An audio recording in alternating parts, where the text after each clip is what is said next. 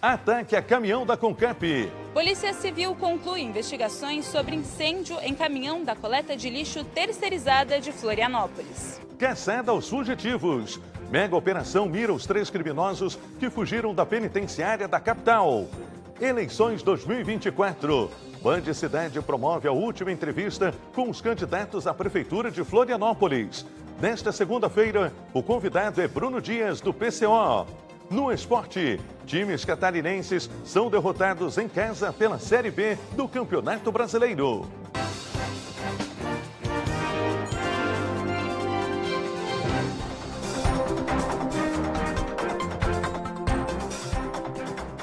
Olá, uma boa noite e uma boa semana para você.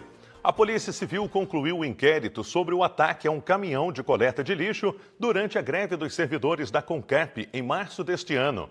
4 pessoas foram indiciadas por associação criminosa. As vítimas afirmam que estavam trabalhando para a empresa terceirizada responsável pela coleta de lixo de Florianópolis, quando foram rendidas por 2 homens armados. Em seguida, os criminosos incendiaram o caminhão da empresa, avaliado em R$1 milhão. O caso aconteceu no dia 12 de março, durante a greve dos servidores da CONCAP, a autarquia que faz a coleta de lixo em outras regiões da cidade. A greve foi organizada pelo Sintrazem, Sindicato dos Servidores Públicos. As investigações apontam que os suspeitos usaram um carro alugado pelo sindicato para cometer o crime. Em uma ligação, um integrante do Sintrazem teria combinado com o executor para que ele retirasse o carro perto da CONCAP, no Estreito. 2 suspeitos foram vistos no carro, que parou em um posto de combustível, e depois foi deixado na Lagoa da Conceição. Após o crime no norte da ilha, o carro foi devolvido ao Estreito. 3 deles são ligados ao sindicato e um, que é o executor do delito, não é. E a outra pessoa que não foi identificada, nós não sabemos informar. 4 pessoas foram indiciadas por associação criminosa. Uma delas, a executora do crime, foi indiciada ainda por incêndio e por constranger terceiros usando arma de fogo. A denúncia foi encaminhada para o Ministério Público de Santa Catarina. Os 3 partícipes respondem por associação ao crime, né? Associação criminosa. O executor responde pelo incêndio, pelo constrangimento ilegal em relação às pessoas, associação criminosa para a prática desse delito e também o porte ilegal de arma de fogo. Em nota, o Sintrazem denuncia a ação como uma tentativa de criminalizar o sindicato e interferir no processo eleitoral, destacando que as acusações são frágeis e que o sindicato colaborou com as investigações. A direção afirma também que vai continuar defendendo os trabalhadores e o serviço público, reforçando que não cometeu nenhum crime. A Secretaria de Administração Prisional desencadeou na manhã desta segunda-feira uma mega operação em busca dos presos que fugiram do complexo penitenciário da capital no fim de semana. Mais de 40 agentes foram mobilizados para encontrar os 3 criminosos que fugiram do presídio masculino regional de Florianópolis neste domingo. A operação foi montada pela Secretaria de Administração Prisional em resposta à fuga dos apenados. Além da busca ostensiva, os agentes também realizaram uma vistoria em todo o complexo prisional. Os 3 criminosos foram identificados como Alexandre Nascimento Rodrigues, condenado a 11 anos por furto e roubo, Jackson Cunha, condenado a 14 anos de prisão por roubo, e Marcelo Rodrigo Benck, condenado a 44 anos de prisão por roubo, furto e tráfico de drogas. Dentro da penitenciária, os policiais procuraram por ferramentas que possam ser utilizadas em novas fugas, como armas artesanais, celulares, drogas e outros produtos ilícitos. A Secretaria de Administração Prisional também abriu uma sindicância para investigar as circunstâncias da fuga. E agora no Band Cidade é hora do comentário político de Cláudio Prisco Paraíso. Boa noite, Prisco. Vai, Ronaldo, tranquilo? Tudo bem. Tudo ótimo. E aí, Prisco, então, quais são as informações que você traz para a gente hoje? Olha, nós tivemos o 7 de setembro. Foi um dia que proporcionou um contraste à luz dos brasileiros. Vamos direto.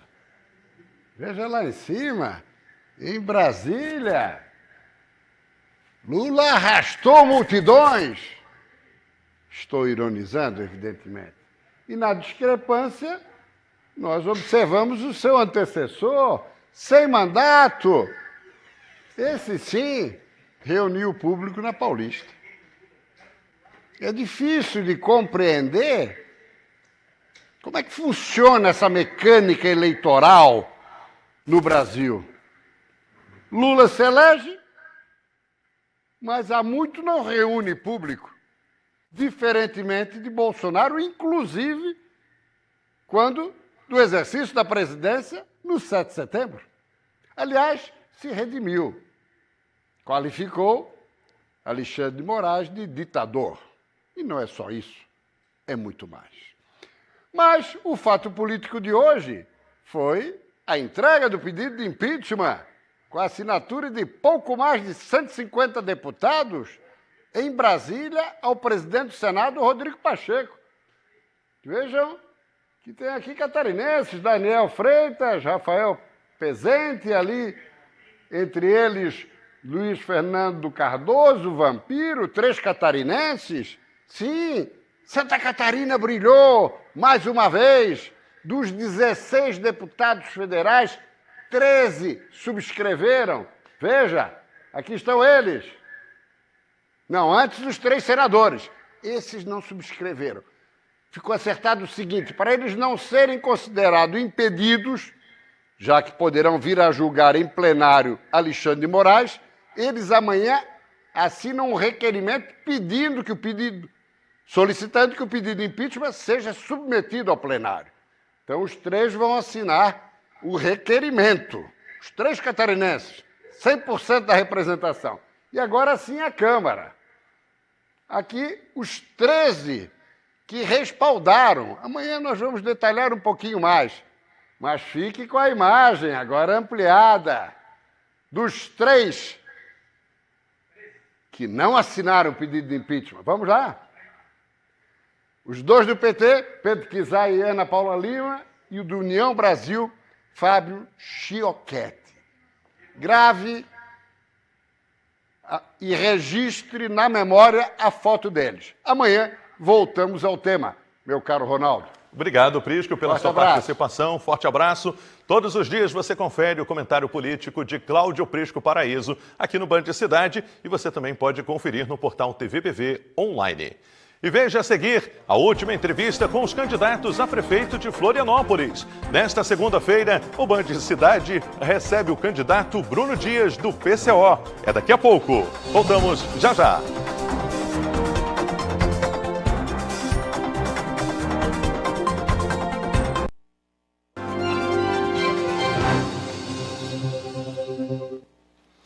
Estamos de volta com o Band Cidade para destacar as eleições 2024.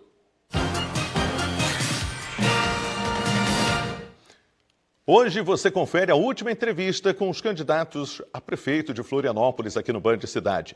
Lembrando que cada entrevista tem 12 minutos de duração, sendo o último minuto destinado às considerações finais. A ordem das entrevistas foi definida com base na agenda das campanhas. O 9º e último convidado é o candidato Bruno Dias, do PCO. Boa noite, candidato. A partir de agora, o senhor tem 12 minutos. O relógio vai ficar na tela e 12 minutos para responder as perguntas e falar sobre as suas propostas. Em primeiro lugar, por que o senhor quer ser prefeito de Florianópolis? Boa noite. Boa noite, obrigado pelo convite. Boa noite, companheiros que estão do outro lado da televisão aí. É muito simples. O porquê querer ser prefeito de Florianópolis? Nós, Partido da Causa Operária, temos um programa político voltado aos interesses da classe operária brasileira. Então, nós achamos importante apresentar o nosso programa político para todas as pessoas. Então, funciona assim, ó. A luta política e o programa político do Partido da Causa Operária tem como pilar principal a organização, mobilização dos trabalhadores em volta dos seus interesses. Nós somos totalmente contra toda a política aplicada nesse momento, que é uma política neoliberal de privatização dos serviços públicos. Nós somos absolutamente contra isso e nós temos um programa de luta política contra isso. Certo. Agora vamos começar a falar de propostas. Quais são as suas propostas dentro do seu plano de governo para um assunto que envolve todos que vivem aqui na Grande Florianópolis, que é a questão da mobilidade urbana? A mobilidade urbana é um problema. Eu, por exemplo, sou usuário do transporte público em Florianópolis. E, assim, como usuário, a minha visão é que é muito confuso. Por quê? Porque, por exemplo, eu moro no Rio Vermelho. Eu tenho que pegar um ônibus lá para vir aqui para o centro, eu tenho que parar no terminal, pegar um outro ônibus. Então, esse é um grande problema para todos nós, né? Então, acontece o seguinte. A gente acha que toda a política pública tem que ser pensada em conjunto da população e principalmente com os trabalhadores. Todo plano de governo da política tradicional não é pensado em conjunto dos trabalhadores. É sempre um corpo burocrático que pensa a política. Nunca é chamado os trabalhadores para pensar o plano prático. Então, assim, o transporte público tem o problema da privatização, como tem o problema da saúde, como tem o problema da CONCAP, que é muito importante também falar sobre a CONCAP mais posteriormente. E funciona assim, eles privatizam e não melhoram o serviço público. Por quê? Porque o dinheiro que vai de subsídio da prefeitura para os grandes empresários que se apropriam do serviço público não tem como retorno um investimento no serviço público para ampliação e melhoria do serviço público. Nós vamos lutar contra isso. Um exemplo prático. Em 2020, no pior momento da pandemia, o que aconteceu com o serviço de transportes em Florianópolis para cortar custos da empresa? Demitiram todo um setor de trabalhadores, que foram os cobradores de ônibus. A primeira medida que nós vamos tomar, se caso eleitos, é rever essas demissões, chamar o corpo dos trabalhadores, as organizações dos trabalhadores, para rever toda a política que foi colocada em prática nesse período. Certo. Agora, candidato, e para a educação, quais são as suas propostas? Segue no mesmo sentido. Nós precisamos chamar os trabalhadores da educação pública, chamar as pessoas das comunidades todas e ver quais são as demandas necessárias. Então, você precisa chamar os sindicatos, você precisa chamar assembleias populares, você precisa ir buscar nas associações de moradores as demandas necessárias para você debater o problema e aí sim, efetivamente, colocar em prática um plano, mas feito em conjunto com a comunidade, porque nós não acreditamos na política de gabinete. Entendeu? Certo. A política, para ser bem feita, para atender de fato os interesses dos trabalhadores da população, é preciso ter uma atuação em conjunto com as pessoas. Só o corpo burocrático e a caneta do prefeito não resolve os problemas. Por quê? Porque os políticos profissionais têm interesse apenas e somente nos seus interesses próprios, econômicos e políticos. Não têm interesse em resolver de fato os problemas da população. Candidato, e sobre a saúde, o que está no seu plano de governo? Acabar totalmente com as privatizações, porque eu também sou usuário do sistema público de saúde. Então, acontece o seguinte, você precisa fazer um exame aqui, você vai lá no SUS. Você marca esse exame, aí você tem que ir numa empresa privada para você fazer o exame, para depois ir lá. Nós não achamos que isso tem que ser feito dessa forma. O Estado tem total capacidade para prover um serviço público de eficiência e qualidade para os cidadãos. Então, a nossa luta, primeiramente, é lutar com todas as forças contra todo e qualquer tipo de privatização do serviço público, principalmente transporte, saúde e coleta seletiva do lixo na cidade. Certo. Meio ambiente é muito importante, ainda mais que nós vivemos aqui em uma capital cercada de praias e com a beleza natural, um ecossistema muito importante para todos que vivem aqui. Quais são as suas propostas para o meio ambiente? O problema é o seguinte do meio ambiente. Nós vivemos numa cidade litorânea, com muitas praias. Todo mundo, todos os políticos fazem demagogia em cima disso. Só que na prática você não tem resolução nenhuma. Por quê? Porque a maior parte dos serviços públicos estão na mão de grandes empresários e acontece o quê? Eles não estão ligando para os problemas locais, o que está acontecendo ali. O que importa é fazer programa a toque de caixa. Então, para resolver o problema ambiental, a gente tem que chamar o corpo das pessoas interessadas na situação, o corpo técnico. Mas não o corpo técnico burocrático, o corpo técnico em conjunto da população, para ver quais são, de fato, os problemas que estão ocorrendo na cidade. Agora, candidato, Florianópolis viu aumentar de forma considerável o número de pessoas em situação de rua. Quais são as suas propostas para este assunto, a população em situação de rua? A população em situação de rua. A nossa política é voltada totalmente para a classe mais pobre da política nacional, da situação social nacional. Primeiramente, buscar ver aonde estão os principais focos da população de rua. Tem um outro problema, as ocupações.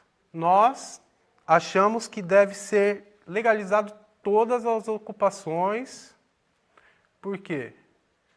É um problema social e esse problema você não resolve com polícia. Você tem que buscar a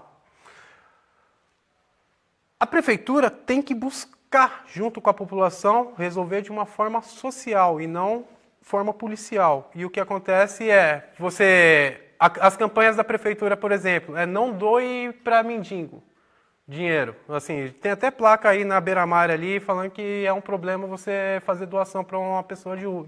Em situação de rua, nós não achamos que doação é o que vai resolver esse problema, porém também não achamos que é a polícia que vai resolver esse problema. Nós temos que buscar resolver esse problema em conjunto da sociedade e, principalmente, colocando todo o aparato da prefeitura para buscar uma solução, para resolver esse problema dos moradores de rua. Porque é um problema social gravíssimo isso daí. É uma coisa que não deveria acontecer. A gente é a sexta economia do país. Não deveria ter gente morando na rua. E aqui é uma capital que, assim, é turística e tem muito dinheiro aqui. Então, existem formas e isso daí você tem que debater em conjunto da sociedade. Não apenas de forma burocrática com a caneta de um prefeito e meia dúzia de pessoas que se dizem tecnocratas para resolver isso aí sem saber o que de fato está acontecendo ali. Agora, candidato, o que diz o seu plano de governo para a área da infraestrutura? A infraestrutura também. Por exemplo, agora está acontecendo uma obra lá no Rio Vermelho, uma obra de drenagem. Acontece o seguinte, como a obra não foi pensada em conjunto da população, existem vários problemas. Tem uma área escolar lá que já foi reasfaltada e você não tem uma faixa de pedestre, não tem nada. Por quê? Porque é feita a toque de caixa esse tipo de obra. As obras de infraestrutura é preciso ter, primeiramente, a participação de quem vive nas localidades. E para você ter essa participação, é preciso que o governo trabalhe com a população, faça a população ter uma participação efetiva dentro do governo, para você ter exatamente ali quais são os problemas a serem resolvidos. Candidato, outro assunto importante, qual é a sua proposta para a questão da segurança pública? A segurança pública. Esse daí é um tema importantíssimo. Como eu já disse, nós não acreditamos que é um revólver de policial que vai resolver os problemas sociais. A criminalidade é um problema social. Na questão da segurança pública, nós temos um programa que é voltado à completa mudança de todo o aparato de repressão do Estado, que vai da polícia até o sistema judiciário. Nós não achamos que a forma que está ocorrendo é uma forma que, de fato, está combatendo a criminalidade. Na verdade, não. Você apresenta um programa da cidade aí que mostra os casos de criminalidade. Ano a ano, só piora. Quanto mais investimento você tem na polícia militar, mais você tem a criminalidade. Por quê? Porque não é um problema de revólver na cara do cidadão. Candidato, desculpa interrompê-lo, nós estamos indo para o minuto final. Vamos passar agora para as suas considerações finais. Minhas considerações finais são as seguintes. Nós acreditamos que só através da mobilização, organização dos trabalhadores e um trabalho para fazer a evolução da consciência política da classe operária se mover no sentido da luta política é o que de fato vai fazer uma mudança real na sociedade, não a política de gabinete a cada 4 anos. E para finalizar, eu gostaria de dizer que nós estamos com a nossa campanha prejudicada por culpa do TSE, que não liberou o nosso fundo de campanha eleitoral. E gostaria de fazer uma homenagem, uma questão internacional que para nós é muito importante, uma homenagem à Palestina, ao povo palestino, dizer que a luta deles é a nossa luta. Vida eterna aos mártires. Tá certo. Obrigado, candidato, pela sua participação. E com o bate-papo de hoje, encerramos a nossa série de entrevistas com os candidatos à Prefeitura de Florianópolis, aqui no Band Cidade. Ao longo desses dias, recebemos todos os 9 candidatos. Esperamos que este espaço tenha sido útil para você, eleitor, na hora de fazer a sua escolha. A seguir, tem a previsão do tempo para todo o estado e ainda as informações do esporte. Avaí é derrotado em casa e o Brusque, sem vencer, continua na zona de rebaixamento. É no próximo bloco. Voltamos já já.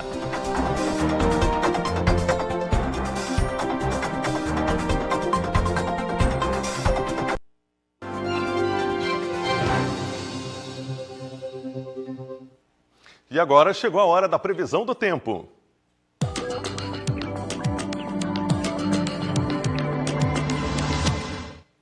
Uma massa de ar seco e quente dita o ritmo do tempo em Santa Catarina. Nesta terça-feira, o dia vai ser de sol e algumas nuvens no estado, como mostra o nosso mapa. As temperaturas começam o dia mais baixas e entram em elevação gradativa ao longo do dia. Confira, em Florianópolis, a mínima prevista é de 17 e a máxima é de 25 graus, ou melhor, 25 graus em Florianópolis. Em Joinville, os termômetros marcam entre 19 e 28. Em Blumenau, a mínima prevista é de 19 e a máxima de 30 graus. Em Mafra, os termômetros marcam entre 17 e a máxima de 32 graus. Viramos a página, em Criciúma, a mínima prevista é de 17 e a máxima de 33. Em Lages, na Serra Catarinense, mínima de 17 e máxima de 31. Em Joaçaba, variação entre 17 e 34. E em Chapecó, no Oeste Catarinense, a mínima prevista é de 11 e a máxima de 30 graus.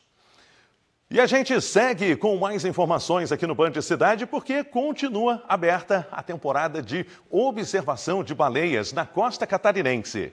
Essas gigantes do mar podem ser avistadas a olho nu nas praias que ficam na faixa do litoral catarinense, entre o sul da ilha de Florianópolis até o sul do estado. Os locais mais famosos por proporcionar a observação desses animais são o Morro das Pedras, em Florianópolis, a Praia da Gamboa, em Garopaba, a Praia do Rosa, em Imbituba e a Praia do Mar Grosso, em Laguna. Essas das fotos foram avistadas ontem na Gamboa e Siriu. Entre julho e setembro, são os melhores meses para a observação das baleias francas em Santa Catarina, período em que elas se reproduzem. Os filhotes crescem e depois voltam para casa. Os times catarinenses perderam neste fim de semana pela Série B do Campeonato Brasileiro. O Avaí foi derrotado em casa e se distanciou do G4. Já o Brusque perdeu e continua na zona de rebaixamento.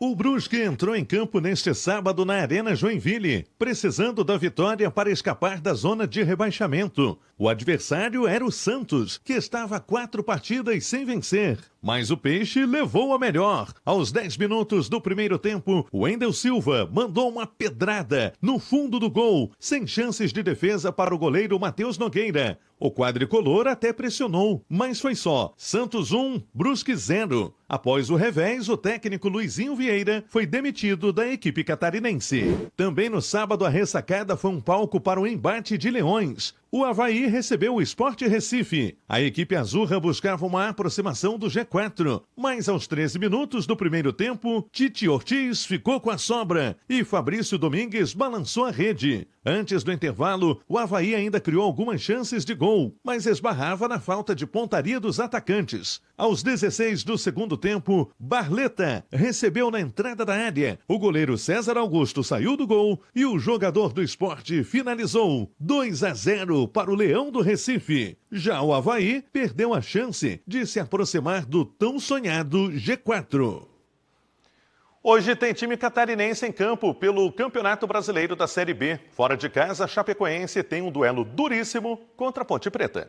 O Verdão do Oeste vai para o tudo ou nada nesta segunda-feira, na tentativa de escapar da zona da degola na Série B. Para a Chape, só a vitória interessa. É o duelo dos desesperados, na busca por 3 pontos na tabela. O adversário está a 5 partidas sem vencer, enquanto a equipe catarinense está a 10 jogos sem vitória. Ponte Preta e Chapecoense entram em campo às 9h30 da noite no estádio Moisés Lucarelli, em Campinas. O Band de Cidade de hoje fica por aqui. Obrigado pela audiência, uma ótima noite e até amanhã.